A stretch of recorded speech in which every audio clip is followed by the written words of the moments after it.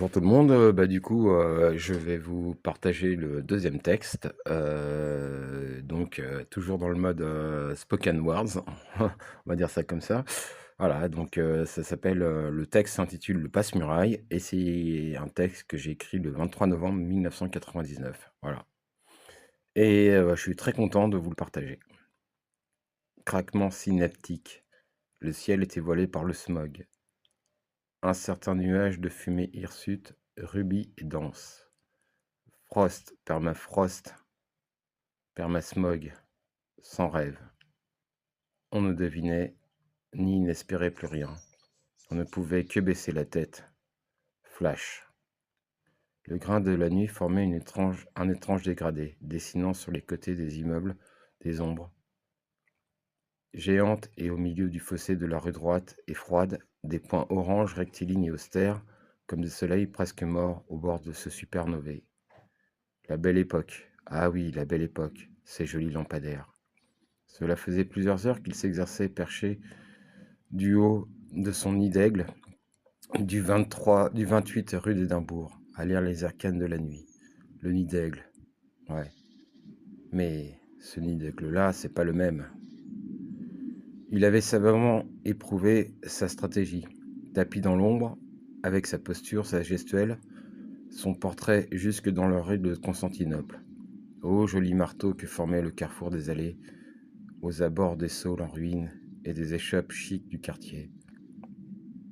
8e arrondissement. Ainsi est la nuit. Absinthe et longs murmures.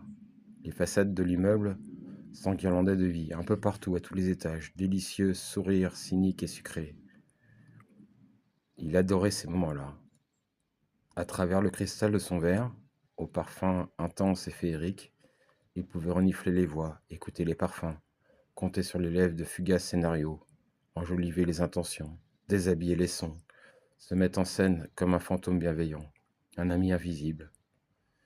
Il touchait la paroi contigue, il touchait la paroi contigue entre la folie et l'absurde, chuchotant les confidences et incitant à la confession, tendant la main de gens en détresse, sauvant des sourires, parfois, toujours. Et là-bas, toujours la scène. Il pensait entrevoir ce qui n'avait jamais été entrepris, ni déjà vu, dans son délirium nocturne, dans sa composition cinglante et persuadé d'œuvrer pour le bien.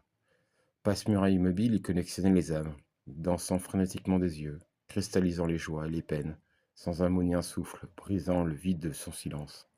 Ô Seth, ô danseur visage quital, ô nuit langureuse, mettant dans son grand sac les émotions, les visages et les chairs du soir.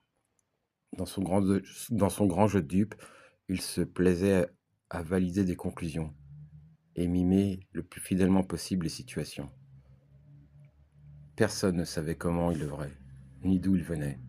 Cette assurance gagnée d'office lui permettait d'obtenir quasiment tout des gens, surtout leur énergie. Et il enjouait ce con, derrière son faux air gêné. Et quand la nuit était assez tombée, et qu'elle n'avait plus rien à dire, il partait là-bas, s'enfonçant dans l'ombre, encore plus loin dans l'oubli, plus loin encore, sur les quais de Seine, là-bas, consumant sa lumière comme un soleil presque mort au bord de ce supernové. Voilà. Je suis bien content de vous lire ce texte j'espère qu'il vous plaira et je vous souhaite une bonne journée.